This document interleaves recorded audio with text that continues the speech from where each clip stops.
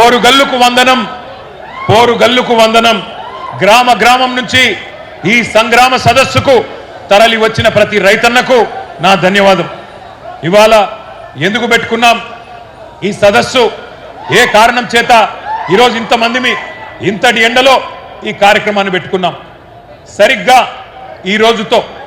ఈరోజు 6 మే 2026, సరిగ్గా ఈ రోజుతో నయవంచనకు 4 ఏళ్లు నిండింది.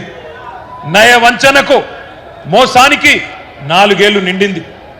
ఇది కాకతీయ పౌరుషాల గడ్డ, ఇది కాళోజీ ఆత్మ గౌరవ గడ్డ, జయశంకర్ సారు పుట్టిన గడ్డ ఈ ఓరుగల్లు.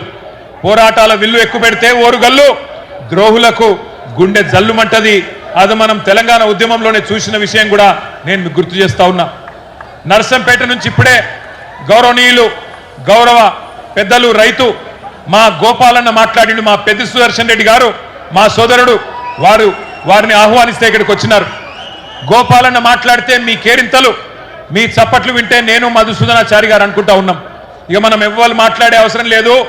రైతుల గుండెల్లో ఉన్న మాట గోపాలన్న చెప్పిండు అని చెప్పి మేము మాట్లాడుకుంటా ఉన్న పరిస్థితి మీ అందరికీ యాదికుండాలి. తెలంగాణ ఉద్యమ సమయంలో కూడా వరంగల్ ఎట్లా కదం దొక్కిందో మీ అందరికీ గుర్తున్నది.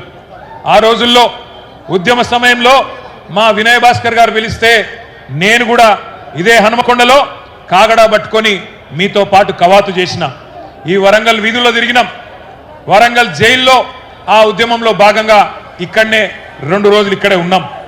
ఏ పని ఇక్కడ మొదలుపెట్టినా విజయవంతమవుతుందనేది కేసీఆర్ గారి యొక్క నమ్మకం, కేసీఆర్ గారి యొక్క విశ్వాసం. అందుకే మహాగర్జన పెట్టిన, రజతోత్సవ సభ మొన్న ఎల్కతుర్తిలో వరంగల్ అంటుకొని పెట్టినా వరంగల్ ఎంచుకోవడానికి కారణమే మరి మీ మీద ఉన్న విశ్వాసం.